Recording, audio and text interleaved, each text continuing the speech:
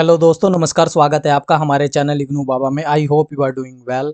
दोस्तों, इग्नू के जो ज़्यादातर स्टूडेंट्स होते हैं वो प्रोफेशनल्स होते हैं। मतलब कि वो ऑलरेडी किसी प्रोफेशन में हैं, अपने जॉब के साथ अपने पढ़ाई को कैरी कर सके, इसीलिए वो इग्नू में एडमिशन लेते हैं। तो दोस्तों, आज की इस वीडियो में मैं एक डिप्लोमा कोर्स के बारे में बताने वाला हूँ।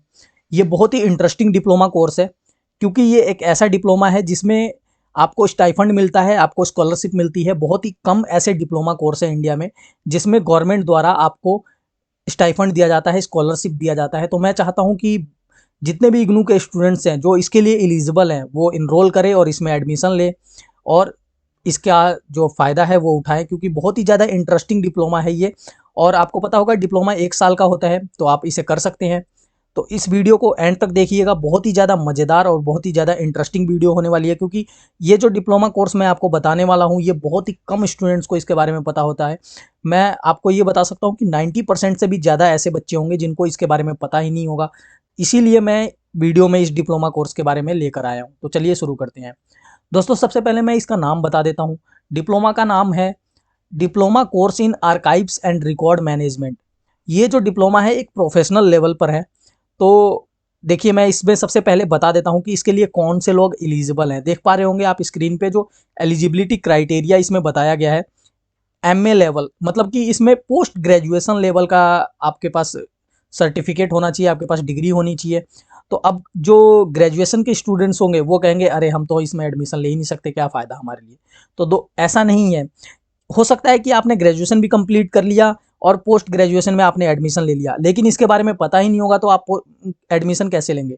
तो फिर भी अगर आप ग्रेजुएशन में हैं तो आप इसके बारे में जान लीजिए। जब आप पोस्ट ग्रेजुएशन में जाएंगे तो आप इसमें एडमिशन ले सकते हैं और इसका जो फ़ायदा है वो उठा सकते हैं, क्योंकि इसमें आपको स्कॉलरशिप मिलती है। मैं बता चुका हूँ कि बहुत ही कम ऐसे डिप्लोमा कोर्स हैं इंडिया में जिसमें आपको गवर्नमेंट द्वारा क्या दिया जाता है, स्कॉलरशिप दिया जाता है, स्टाइफंड, और मंथली स्टाइफंड है इसमें। अगर आप एडमिशन लेते हैं बहुत ही ज़्यादा बेनिफिशियल होने वाली है आपके लिए। तो चलिए मैं एलिजिबिलिटी क्राइटेरिया के बारे में थोड़ा डेप्थ में बता देता हूँ, ठीक है। इसमें देखिए, सबसे पहला जो एलिजिबिलिटी क्राइटेरिया का ऑप्शन है इसमें दिया हुआ है MA history second class with minimum 50% marks in aggregate with one optional in modern Indian history from a recognised university.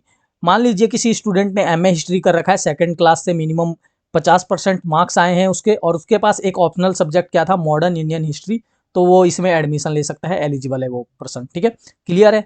अब नेक्स्ट है MA in other stream of social science. Social science के कौन से स्ट्रीम्स है, anthropology है, economics है, political science है, sociology है, लिंग्विस्टिक है, ठीक है। इनमें अगर आपने एमए कर रखा है, यानी कि सोशल साइंस के किसी भी सब्जेक्ट में आप देख सकते हैं, इसमें ब्रॉड क्राइटेरिया है इसका। तो इसमें आपने किसी में भी एडमिशन लिया, किसी में भी पोस्ट ग्रेजुएशन कर रखा है, anthropology, economics, political science, sociology, linguistic, किसी में भी, लिंग्विस्टिक में लैंग्वेज आती है, ठीक है। तो इनमें अगर आपने पोस्ट ग्रेजुएशन कर रखा है और आपके 50% से मतलब 50% मिनिमम मार्क्स आ रखे हैं, तो आप इसमें एडमिशन ले सकते हैं, ठीक है। इसके अलावा एमएससी जिन्होंने कर रखा है वो भी एलिजिबल है। मैं बता देता हूँ कि एमएससी किसके कौन सा है। MSc in applied physical science with minimum 50% marks.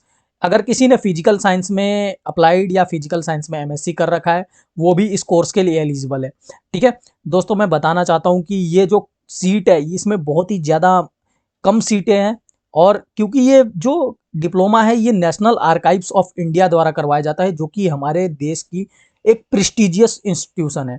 मतलब कि नेशनल आर्काइव ऑफ इंडिया एक बहुत ही नामी इंस्टीट्यूट है, ठीक है। इसके द्वारा ये डिप्लोमा कराया जाता है। इस डिप्लोमा को आप दिखाओगे तो आप कहीं भी किसी भी म्यूजियम, आर्काइव्स ईजिली एडमिशन ले सकते हो, ईजिली वहाँ पर क्या कहते हैं कि ज़्यादा जान सकते हो, या उस फील्ड में जा सकते हो, आर्काइव के फील्ड में, म्यूजियम में आप नौकरी पा सकते हो। बहुत ही इंटरेस्टिंग डिप्लोमा है, बहुत ही कम बच्चों को पता है, लेकिन इसकी सीट भी है जो दोस्तों वो बहुत ही कम है, 30 सीट है। तो बहुत ही ज़्यादा मतलब क्या रहता है इसमें, कंपटीशन रहता है, ठीक है। वैसे बच्चों को कम भी पता है इसके बारे में, तो सीट भी मतलब भरती नहीं है कई बार, लेकिन अब आपको पता चल गया है। अगर आप एलिजिबल हैं तो इसमें अप्लाई कीजिएगा, मैं आपको मतलब रिकमेंड करूँगा ये, ठीक है। और जो इसमें बताया गया है कि 10 सीट है वो मास्टर डिग्री इन हिस्ट्री के लिए एलिजिबल है, जो फर्स्ट ऑप्शन है, क्योंकि आपको पता है आर्काइव्स वगैरह जो हिस्ट्री से रिलेटेड होता है, तो इसलिए हिस्ट्री वालों के लिए 10 सीट रिजर्व है। इसके अलावा 10 सीट है जो वो रिजर्व है सोशल साइंस और अप्लाइड साइंस के लिए, मतलब सोशल साइंस में जो सब्जेक्ट बताए उनके लिए और अप्लाइड साइंस के लिए। इसके अलावा 10 सीट किन के लिए रिजर्व है, स्पॉन्सर्ड कैंडिडेट। क्या होता है कि नेशनल मतलब आर्काइव ऑफ इंडिया को बहुत जगहों से क्या मिलता है, स्पॉन्सरशिप मिलती है, बहुत सारा स्पॉन्सरशिप का पैसा मिलता है। तो जो स्पॉन्सरशिप करते हैं उनके मतलब वो भी रिकमेंड कर सकते हैं कुछ स्टूडेंट्स के लिए, ठीक है। तो उनके लिए 10 सीटें पहले से रिजर्व है। जो मीडियम होगा इसका इंस्ट्रक्शन का वो इंग्लिश और हिंदी होगा। रेगुलर कोर्स होगा फुल टाइम। कितने साल का होगा? 1 साल का होगा। नवंबर से अक्टूबर के बीच होता है, तो नवंबर से पहले आप इसमें मतलब अक्टूबर के महीने में इसके बारे में इंक्वायरी कर सकते हैं। आप मुझसे भी पूछ सकते हैं नवंबर में कि इसके लिए फॉर्म निकले हैं कि नहीं। फॉर्म वहीं जाके फिजिकली होता है, कोई ऑनलाइन सिस्टम नहीं है, ठीक है। और मतलब इसमें जो एज है कैंडिडेट की वो कितनी होनी चाहिए? 30 साल से नीचे की। प्राइवेट कैंडिडेट मतलब जो इग्नू के स्टूडेंट्स हैं उनके लिए। और जो स्पॉन्सर्ड कैंडिडेट है, आप तो स्पॉन्सर्ड हो ही नहीं सकते, इसलिए उनके लिए एज 50 रखी गई है। लेकिन आप लोगों के लिए 30 साल है, ठीक है। तो ये बहुत ही इंटरेस्टिंग है। इसमें जो स्कॉलरशिप है वो आपको हर महीने 3000 का स्कॉलरशिप मिलेगा, ठीक है। और क्या कहते हैं कि अब देखिए मेरिट के बेस में मिलता है। मान लीजिए किसी के 60% मार्क्स आ रखे हैं तो क्या कहते हैं उसको पहले एडमिशन दिया जाएगा, लेकिन मिनिमम क्राइटेरिया इन्होंने 50% रखा है। और इसका फीस 1500 रुपये है मात्र। बहुत ही कम फीस है, आप देख सकते हैं, ठीक है। और अप्लाई कैसे करना है? अप्लाई क्या करने के लिए आप यहाँ पर विजिट कर सकते हो, ये जो डिटेल दी है इन पे कांटेक्ट कर सकते हो, या nationalarchive.nic.in के वेबसाइट पर जा सकते हो। ये जो भी डिटेल्स है मैं आपको डिस्क्रिप्शन बॉक्स में डाल दूंगा, आपको टेंशन लेने की ज़रूरत नहीं है, ठीक है। वहाँ से देख सकते हैं। तो ये बहुत ही इंटरेस्टिंग डिप्लोमा है। आर्काइव्स के जितने भी जॉब्स होते हैं उसमें जॉब लेने के लिए आपको ये नेशनल क्या कहते हैं कि आर्काइव एंड रिकॉर्ड मैनेजमेंट का डिप्लोमा होना चाहिए। इसको करके आप अपनी एक जॉब सिक्योर कर सकते हैं दोस्तों। बहुत इंटरेस्टिंग है।